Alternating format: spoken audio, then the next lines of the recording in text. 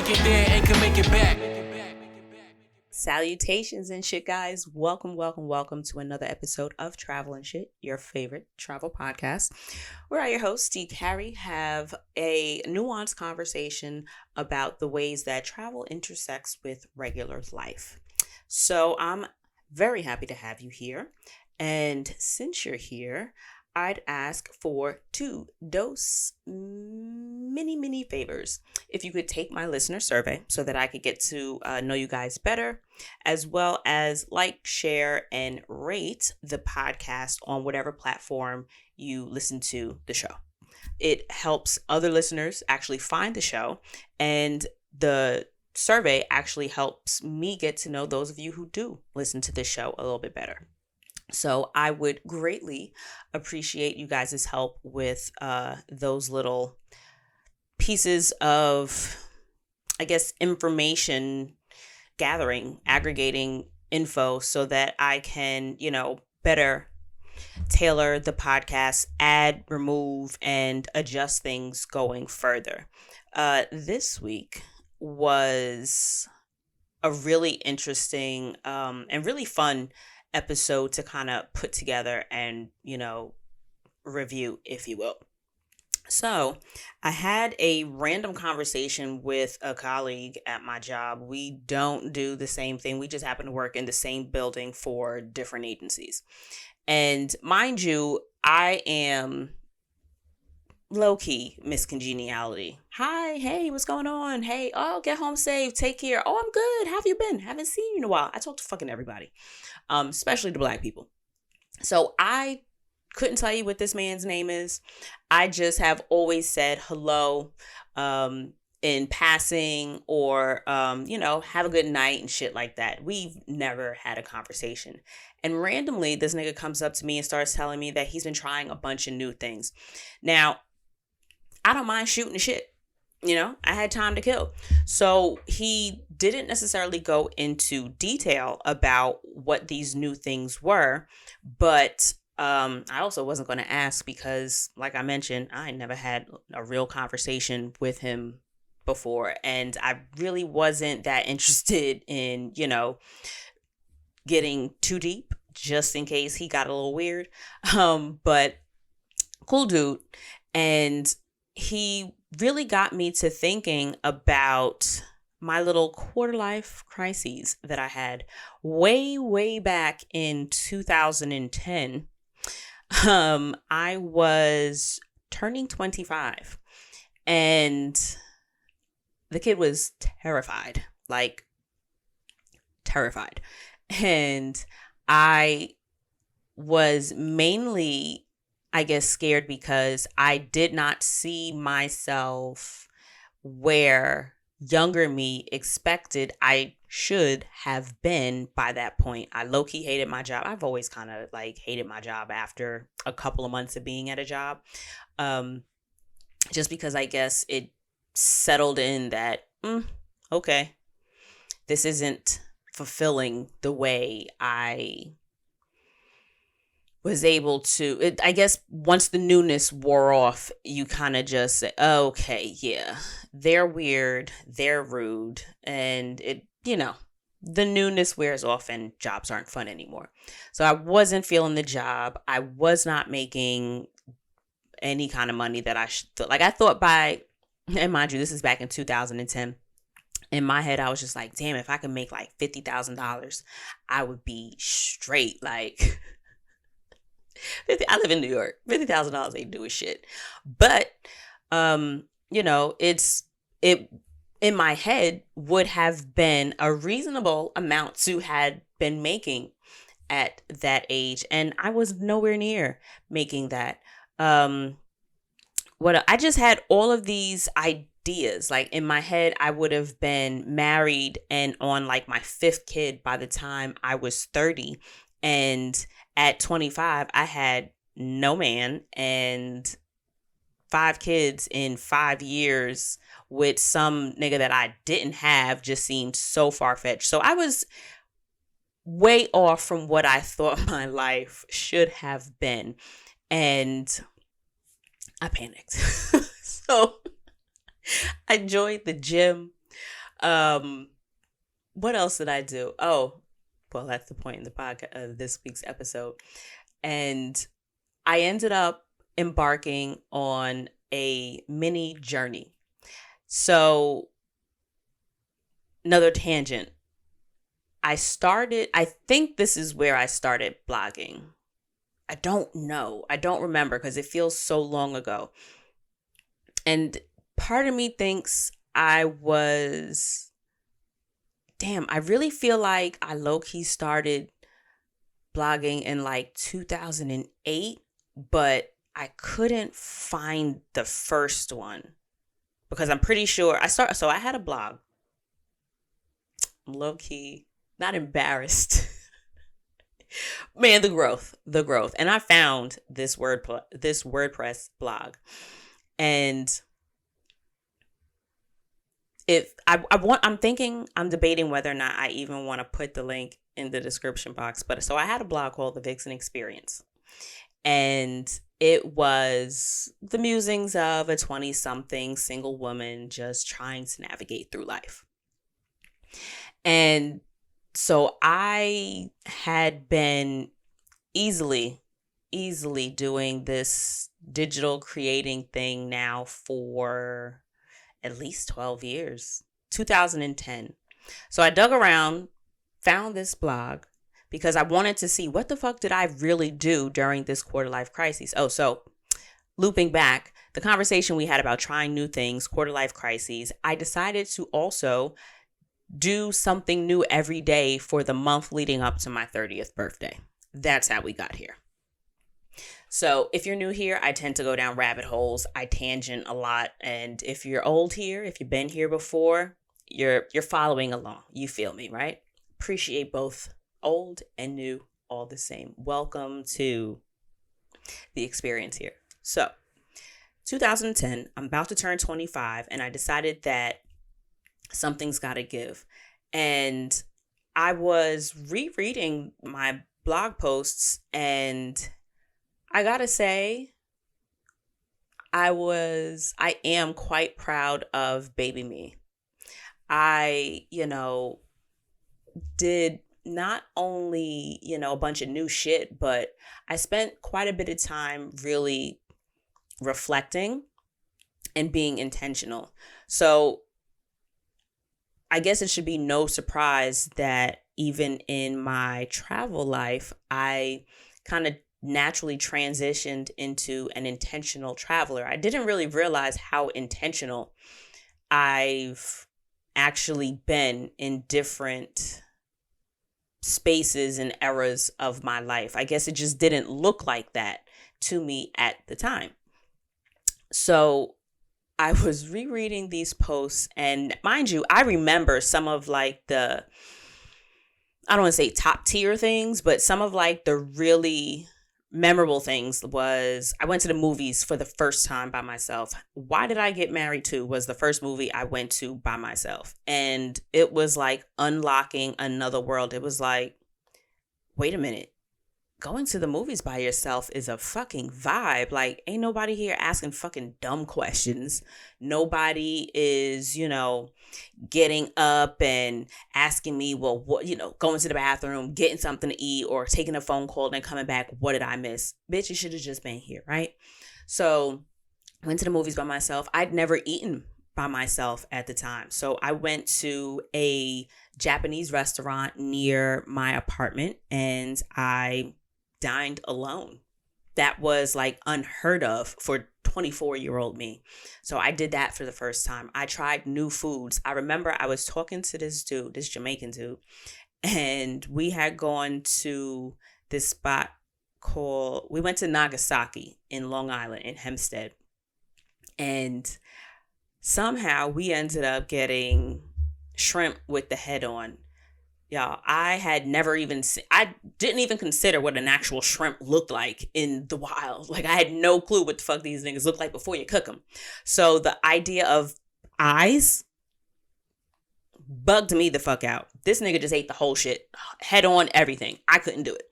I had to take the head off. I had him take the head off. I then pulled like the skin, the little exoskeleton, cleaned it out. Did not really enjoy that too much, but still an experience. What else did I do? I baked that same nigga a red velvet cake from scratch. According to the blog post, he liked it, said it was good. What else? I did a bunch of new things. Like I tried different candies. I had really difficult conversations with people in my life.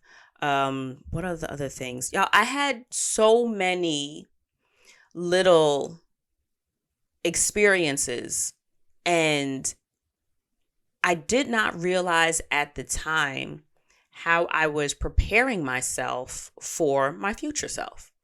So I'm 36 now, and I've done, I want to say roughly 23 or 25 countries solo. Actually, I'd say I did maybe, let's just say round it to 20 countries solo, because I did St. Barth, St. Martin, what's the place in Canada? Alberta, and like British Columbia with my mom. And then I did Canada with my homegirl. So that being said, I didn't realize that I would turn into this solo traveler at 25. I had no idea what my life was going to be down the line, of course. Neither do you. You know what I mean? Like, we all have an idea, the same way 18-year-old me thought that I'd be, working in Manhattan with the power business suit and an office, and like drop my briefcase in the morning, Jonathan grabbing my coffee, just whole Devil Wears Prada. That's where I saw myself. A very important businesswoman in Manhattan, right? Here we are. Not a very important businesswoman in Manhattan. But I did not realize that mundane, simple, seemingly ridiculous experiences would turn out to be such incredibly, life-changing. Going to the movies. Who would think that that is anything worth, who would think that going to the movies is anything that will prepare you for anything? Like, what about going to the movies by yourself is something to benefit from, right? Eating by yourself, not a big deal. When I look at those things now, when I think about those activities in this bigly age, and now that they're done already, they just seem like blips on the life timeline. It doesn't seem like something that you aspire to or that you have to work yourself up to getting done, right? But at 24, doing things by myself was like a foreign concept. Mind you, I lived by myself, and I'd lived by myself for a while. I think I moved out at like 21, 22 or something like that. I moved out so it had to be like 22, because I'd moved out May 2008. I've been, by myself, well, not by myself now, but I'd lived on my own since May 2008. And so I'd done enough things by myself, but I was still a very social person. I would reach out to and lean on my homegirls to, accomplish so many different things. And I definitely know that that was what one of my main hindrances, if you will, was from traveling even earlier than I did. So I didn't leave the country until I was 30. And similar to the not wanting to go to the mall by myself, or not wanting to go to the movies or go out to eat on my own, I thought that I needed like homegirls. I thought I needed a vacation. I thought that I needed to wait until I got to that $50,000 career, or that I needed a career and not just a job before I could afford to travel.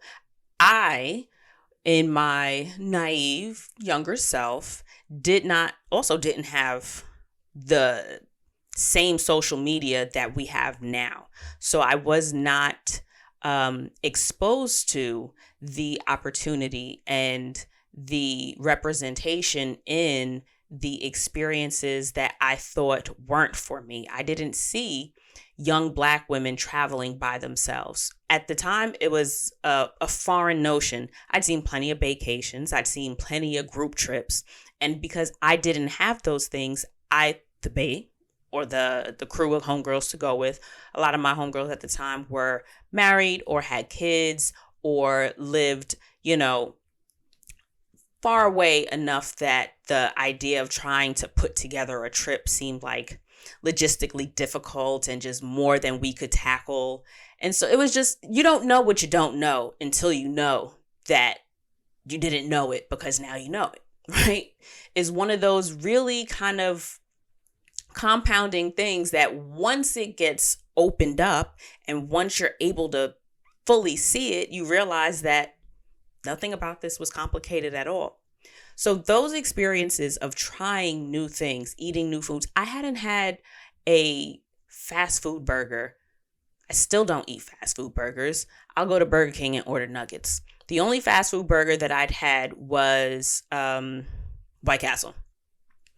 I think I had a burger from Cheeseburger on like the Jersey Turnpike, but I'd never had a Wendy's burger. I'd never had like a Burger King. I'd never had a McDonald's burger. Like I'd never had a burger from your traditional fast food burger spots until I turned 24. I think I got like a quarter pounder or whatever was on like the Wendy's. Is a quarter pounder Wendy's? I don't know, y'all. That's part of the point. But I think a quarter pounder is Wendy's. A Whopper is Burger King. Unless quarter pounder is McDonald's. Neither here nor there. However, I hadn't had a traditional fast food burger. So I made that happen. I tried a new food. I had eel when I went. I had an eel roll when I went to the Japanese restaurant by myself. The shrimp fiasco, if you will. I was opening myself up to these new experiences, and back to the being intentional part of it. I also spent a lot of time reflecting on these experiences, and I wrote about them in the blog. And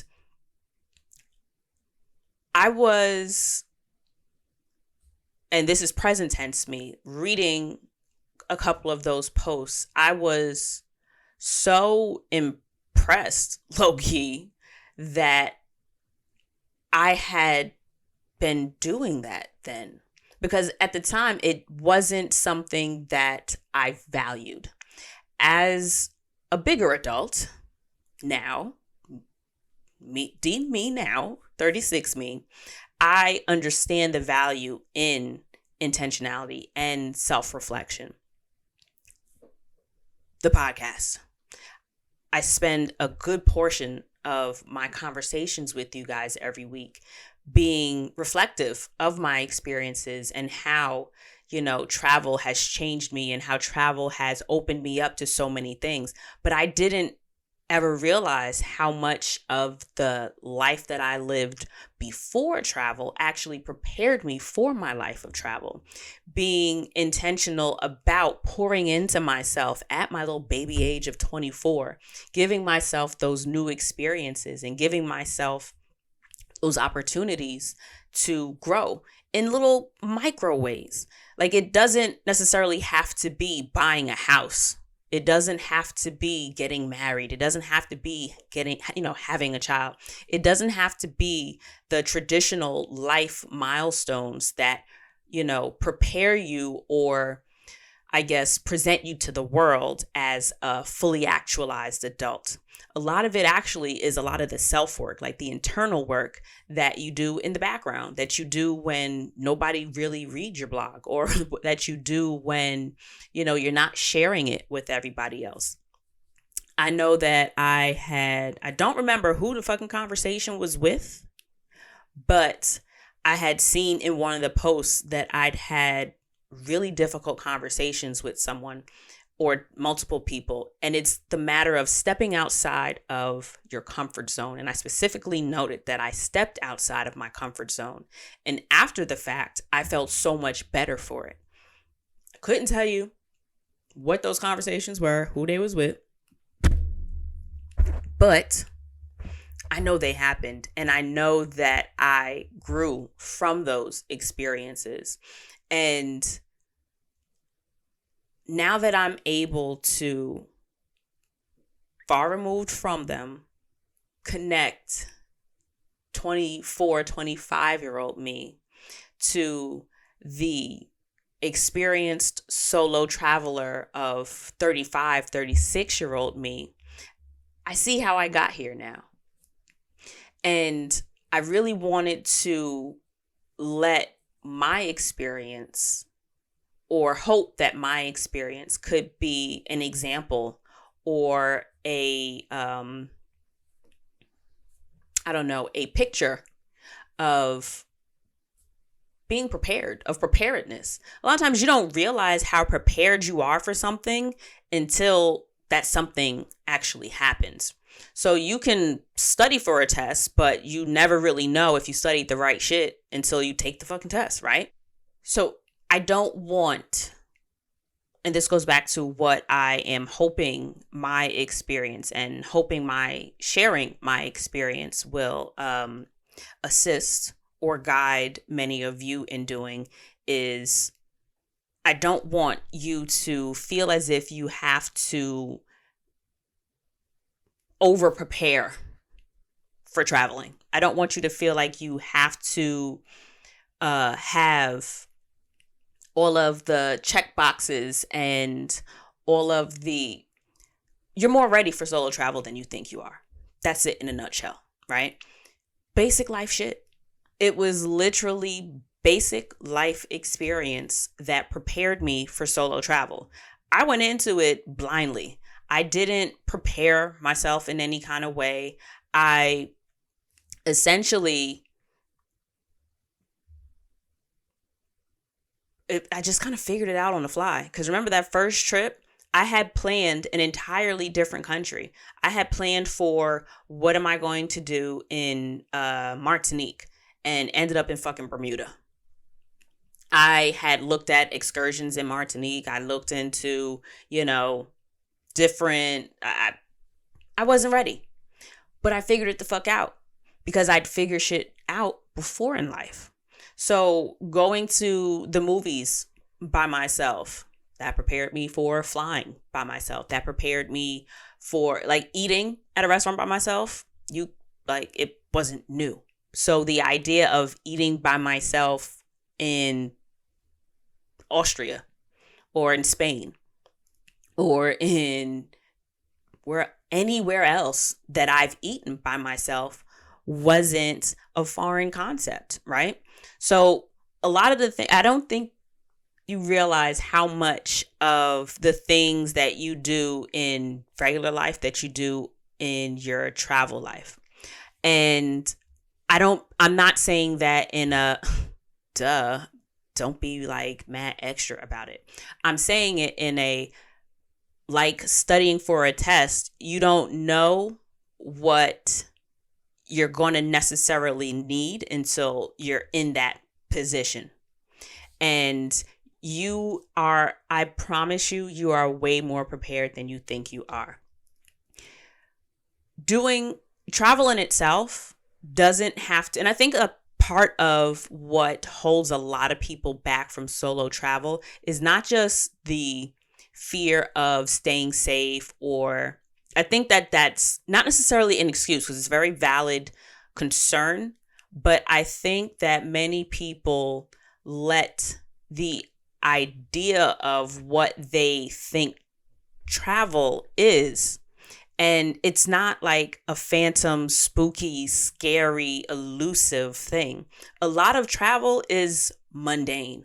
A lot of travel is regular shit that you do at home, just someplace else in a new environment. You still eat, you still sleep, you still navigate, you still bathe, you speak to people. Those things happen everywhere in life. And what I know held me back was an idea of what I thought travel was and not necessarily understanding what I could make travel. Travel can absolutely be, elaborate and exotic locations. It can be luxury. It can be all types of complicated. You can go over to another city, another country, and really go through elaborate processes, and you can make it as complex as you want. And you can also make it as simple as waking up, going to eat, going to the store, and going to bed in a completely different country. Travel gets to be as simple or as complex as you want to make it. And I think that the idea of what travel is can also keep you from understanding that you are capable of getting it done. And I love how the social media of today, because MySpace wasn't doing it for me. Black Planet wasn't it for me that gave me the exposure or gave me the visual of seeing people that look like me doing something that I thought I couldn't do, right? So travel, social media as it is now, we can see, you're listening to me tell you that travel can be wild basic, right? I didn't have that. So now you don't have to make it something that you don't want it to be. You don't have to make it something that ultimately scares you. You can make it as simple, as easy, and as natural to what you're used to as you want. You don't have to go to a country that speaks a different language or a language that you'd be uncomfortable navigating. You don't have to go to a different area. You don't even have to go to a different country. You can go to a different state. You can go wherever it is you decide is in your zone of comfort while still stepping outside of your comfort zone, right? So while I may be comfortable traveling solo, I know that I wouldn't be comfortable navigating, say, India solo. I do not feel that I would personally want to do that alone. That is something that I would prefer have my boyfriend go with me or drag my brother on a trip to India, right? I would personally feel safer doing that trip with a man because of what I know of how some, I won't say all, because I'll never say that an entire country does something, right? But from the information that I have found and from my own research in Black women visiting India solo, it's not something that I personally would want to do. Now, mind you, the experiences of people that I have seen is just a microcosm of what actually happens there. My experience doesn't have to be your experience. Her experience doesn't have to be my experience. And their experience doesn't have to be your experience. So just because you see it happen one way for one group of people or for someone in particular does not necessarily mean that that has to be the same for you.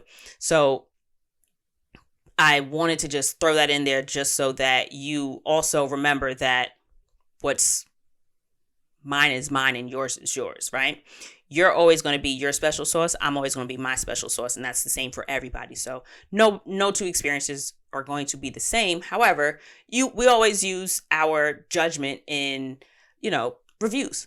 When I book an Airbnb, I read the reviews. When I, order a pair of jeans online, I read the reviews. Is there a stretch? Is this for what body style does this fit? I'm not shaped like this model. So let me scroll through these reviews and see if there's someone that is 5'5", 145. So I say all that to say, you don't often know what you're going to need until you get there. You can prepare and prepare and prepare and not need anything that you've prepared for. You can pack an entire suitcase worth of things. I always overpack. Always. Every single time. There's always a big chunk of shit that I don't even touch, whether it be clothes, accessories, toiletries, shoes. I always have more than I need. And that's not to say that it was a bad idea to bring it, but I have what I need. What I needed ended up being less than I thought it was. And that also applies to life experiences. You'd be surprised at the simplicity of some of the things I thought were ridiculously complex. Again, back to the idea of just going to eat by myself. At a point in my life, I was terrified to do that. And I will never be the girl to go eat by myself. It's like that scene of Forgetting Sarah Marshall when he's just like, so just like a table for one. Do you want like a magazine? You're not going to be like really lonely. No, you're fine. So I really, really, really just wanted today to be you can do hard things. You are absolutely more capable than you think you are. Your regular life has absolutely prepared you for the life that you want. And you may not see it now because the way life works, the pieces aren't all there at the same time. You just can only see the parts of the puzzle that you've already put together. Got all the pieces, you just got to put them together. You don't necessarily see the overall picture. You know what, you can choose a box, you can choose what, is this a nature puzzle? Is this a city? Are you putting together a puzzle of a fucking horse, right? You've got all the pieces. You can't necessarily see the finished project yet, but you know that the pieces are here, and when you put them together, you get a picture. Life experience has absolutely, slowly but surely, y'all, it's like so, it's not one of those things that I can ever really say that I fully appreciate until I reflect. And that's another reason why I am so like big on intentional travel, because part of it is you don't get to really appreciate the full value in the lesson until you reflect on the lesson. Not in the sense of going back to studying for shit that you don't know you're going to need, but after the fact, you review the test and you see, oh shit, I really fucked that essay up. I found all of these points and I found all this information and pulled it together, and whoever was grading this really thought I knew what I was talking about, but you got it done. You had enough things to pull from that you were able to turn in an assignment. And with travel, I think a lot of people tend to really let that picture stop them. It does not have to be as complicated as you think it is. Some of the things that I've seen people really harp about is like, well, how do I meet people? How do I, make new friends? How do I talk to people? Well, have you started a new job before? Have you moved to a new neighborhood? Have you started a new school, right? Have you ever dated? Have you ever, talked to the cashier at the grocery store outside of, is this on sale, right? The same way that you navigate conversations with people in your regular life is the same way you navigate conversations with people while you're abroad. You can absolutely pick up little small talk with the hostess at the restaurant when you're traveling. You can, start a conversation with the girl or the guy that's sitting next to you on the tour bus, on the airplane. It doesn't have to, solo travel doesn't have to be as, it doesn't have to stay solo the whole way through if that's not what you're interested in. You also have the option now of going on a group trip that is somewhat catered to solo experiences. So like last week's guest, I had Whitney and Tamika talk about the whole experience and how they have women come together from all different life stages and places in the world to come together for a common goal. They're working on wellness, and travel happens to be the modality that they, use at that particular time to achieve such. And you realize when you're traveling abroad, you're still you. You're still the person that possesses the skills that you use to navigate work, school, and family, but now just in a different place. And those skills are absolutely transferable skills. They don't stay behind with you back at home. You get to bring that with you. So the same way you pick up your phone and use Google Maps or I don't like Apple Maps. I'm really not a fan. I prefer Google Maps, but my car uses Apple Maps now. More on that soon. So trying to work through it. But the same way you navigate shit in your home state, or like when you're in a new area or you're trying to get to a new restaurant, the same way you use your phone, you do the same thing abroad. Even if you're in a different country, that blue line, still blue lines.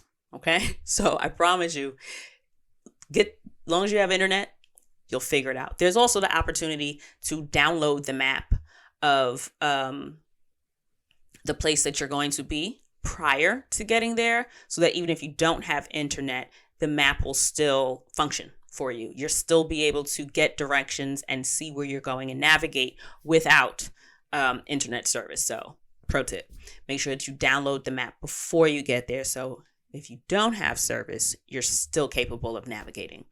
But I just really wanted to remind you guys that all you have inside is all you need. You have, what is that quote? Like, all of what you seek is inside, or some shit like that. Doesn't have to be wild deep. You're capable. You can do hard things. And I don't know if I mentioned it here. I think I've mentioned it here before. I think it's Maya Eloise. That's where I heard that quote for the first time for. So I just wanted to give her the credit for that. But I can do hard things, and you can do hard things too. And a lot of the things that you think are hard aren't really hard. They're just new. They're just things that you haven't done before. And if you are able to correlate the things that you do that are new for you here, you'll see how many of them are transferable skills that will allow you to do those same things in another country. A new experience, trying something as terrifying as swimming with the mantas in Bali was palatable to me, because I've done tons of shit at my current job that initially scared me the first time I had to do them. I've, dated new people. I've made new friends. I've moved from one town to another town. And the same way I make sense of things here is the exact same way that I did it abroad. You just have to navigate a different language maybe, or a different set of faces in front of you. Not hopefully, but wherever you are in the world, chances are you don't know everybody that lives around you. Look at it that way. It doesn't have to be as big and scary as you're making it out to be in your head. So I would encourage you to reimagine the story you're telling yourself about travel if you're really, really hesitant to go anywhere by yourself. And this isn't just for late teens and 20 somethings. This also applies to 55 plus, 65 plus. It doesn't, just because you've never done it before doesn't mean it has to stay something that you've never done. You've done a ton of new things in your life, even if you didn't necessarily identify and reflect on it being a new thing. A lot of times you do new things and you don't even realize you're doing new things, whether it be a new route, whether it be, actually eating something that you didn't know what it was. Y'all, I've done that. I guess that's me just low-key being greedy. But I'm one of those people, if you don't tell me what it is before I eat it and I fuck up and just eat it along with everything else, I'll be fine. And then be like, oh, so I have had X before. Glad you didn't tell me what it was first. But I would love if anybody that feels as if there is, something that they are hesitant to do, whether it be travel or anything else, even if it's not necessarily travel that is on your, list of things to do. Skydiving. Let's just say skydiving. You don't necessarily have to travel to skydive. You can find someplace relatively local to you, whether that local may be like a 4-hour drive away or not. But I encourage you to within context, microdose, right? So I'm not talking about drug microdose, but the same way smaller doses of a drug can have a different effect, consider microdosing new things. If traveling solo is still something that is just a fantasy for you, if it's like a far away, distant idea of something that you will do when you're better prepared, start preparing yourself now. And I'm challenging you in this big new year of 2022 to try new things.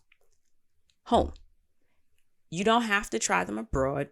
You don't have to make them life-changing in the sense of, something elaborate. Like, it doesn't have to be skydiving is your new thing. It can be. I've done it. It's a great fucking time. It's a beautiful experience.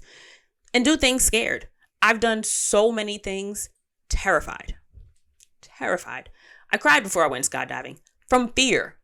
Terrified.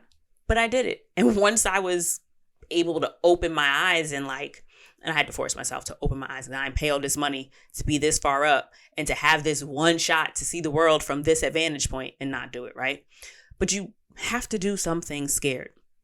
Skydiving, that first international flight, the first time I went anywhere, Bermuda is only like 3 hours from New York, so that didn't really creep me out. Going to Morocco was the first far trip that I went to, and that I was terrified. Cried in the airport, whole nine. I had to call a friend to talk me down because I was so scared. But I'd already gotten to the airport and paid for this whole trip, so there was no way that I wasn't going to go, but I did it scared anyway. So I encourage you to try new, smaller things, whether it be reading a new book, trying a new food. I'm trying to think of different things that at different stages pick up a new hobby. Don't know how to draw? Find a YouTube page or a YouTube channel that, teaches you step by step how to draw something. It doesn't have to be something that you are interested in continuing. It doesn't have to be something that you fully need to fully actualize and develop into a marketable skill. It doesn't need to be a new business. Try doing new things so that you get into the routine and into the habit of stepping outside of your comfort zone. And I promise once you get, acclimated to the version of you that you see doing new things, and once you get familiar with the version of you that you can now see is growing and stepping outside of your comfort zone, the world gets so much bigger. Your options get so much more grand, and you'll be able to kind of have a better gauge at your own intuition also. One of the things that I'm going to hold you, I got in my little feelings a little bit. One of the posts, I was realizing that I needed to trust myself so much more. And it's something that I still struggle with 12 years later. I was clipping the nails of some nigga I was dealing with. I know who he was too, but we ain't gonna go there. But I was cutting this man's nails, and I was cutting so little off because I was so terrified of cutting too short and hurting him. This nigga fell asleep. And I was reading the post, and I was just it dawned on me that this nigga trusts me. I know when I go to the nail salon, either I clip my own nails before I get there because they're never able to get them as short as I really want them. Or I'm low-key hovering and expecting her I'm really watching and my fingers is mad stiff letting them cut because I'm too scared that I don't ever trust them that they're going to not hurt me. Because sometimes they just feel like they're not paying attention and they just go across, and it is what it is. So in my experience of clipping nails, this person was absolutely just leaving it all on the line, and they trusted that I wouldn't hurt them. They trusted that I'd be able to get something so simple done for them without there being, pain and, damage to their fingers. But I didn't. And it was like a little light bulb went off. Other people trust you. Maybe you should trust yourself a little more. And it's still something I'm working on. And a lot of things that you work on or that you identify doesn't necessarily mean that that's it, right? Like you sometimes you need to relearn a lesson, or you need to revisit a lesson for it to really stick. How many times have you tried to memorize a poem or memorize a prose or some shit for fucking school? 2 weeks later, you done forgot the whole shit, right? You got to go over it again. You got to try to memorize it again. Some things stick. Other things don't. You learned how to tie your shoes. That shit stuck. Somehow, trusting myself is one of those things that I'm still working on. But the point is that I'm fucking working on it. And it's not, and I know for certain it's not going to be one particular project that I pull off the bookshelf and open up. And once the book is complete, the lesson is done and it's been, taken care of. I'm not going to book one magical trip, have one magical cooking experience, and make one magical friend someplace overseas that's going to aha me into learning all the lessons that I need to learn. It's never going to be like, one particular thing, right? It's an amalgamation of all different things. It's a collection of experiences that you get to kind of put on your bookcase and create the library with. I love a good analogy. But I really, really, really encourage you to try new things in small doses and not be afraid to revisit a lesson. Go over it again, take your time, and use the things that you already have to get the things that you want in the future. Travel is so much more than vacation. And it's been like the last couple of days that I've been just thinking of all the little things that I paid very little attention to at the time, or the things that I'd forgotten about. I completely forgot I cut that man's nails. Why is that something I would hold on to, right? But in reviewing it, I realized at the time how significant an experience it was. But it's one of those things that kind of just fell by the wayside. And I didn't hold on to it, and I had to relearn it. And sometimes that could be the fun in the experience, right? That may not have been the experience that clicked the realization and that kind of put that process of trust in me, in my spirit. It is one of those things that is going to consistently be built on. It's kind of like your intuition. You don't just go on one car ride and then trust that you can now navigate any neighborhood. It's a consistent practice of seeing so many different places and driving in multiple different driving conditions, driving in different neighborhoods, driving in different vehicles that makes you a good driver. It helps you trust that you can feel when someone's going to cut you off. It helps you tune into when you notice 2 cars, 3 cars ahead of you, they're starting to slow down. So now you need to slow down. Those things kind of become instinctual. You're able to better navigate the road because of your experiences and trusting that, all right, you know what? Let me pull over this way. Let me go this direction because I know when it rains, it's a shit show. And I think that building your intuition is a very similar process. It's not something that you cherry pick and you put in a bag and carry the bag with you. It's just a buildup. It is a collection of experiences that you consistently just have to do so that you're better at navigating. And for me, my intuition has really been one of those things that I have not focused enough on intentionally. I don't think that I have really paid attention to a lot of the little baby ways that I am tuning into my intuition, or giving myself more new experiences so that I have to trust my intuition and that I have to trust my own judgment in little ways, so that when the big ways come about, or when I am in a situation where I feel as if the results or the consequences may be a little bit more permanent or long term, should I make the wrong choice, it's going to be easier to make those decisions when I've had enough of the experiences put into the bag of intuition building. So remember that it's not an experience, it's a collection of experiences.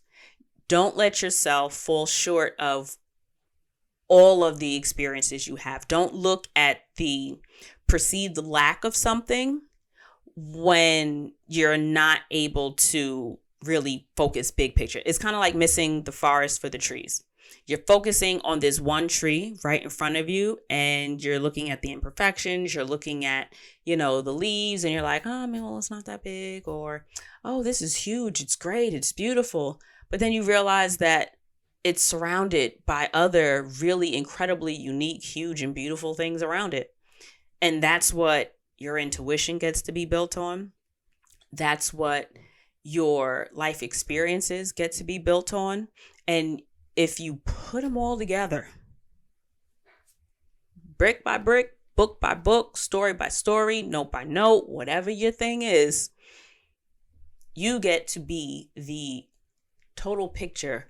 You get to be the unseen picture of what and who you will ultimately be. And for me, that has been like the reflection of the week. It's one of those things that comes in little pieces. It comes in little waves as you kind of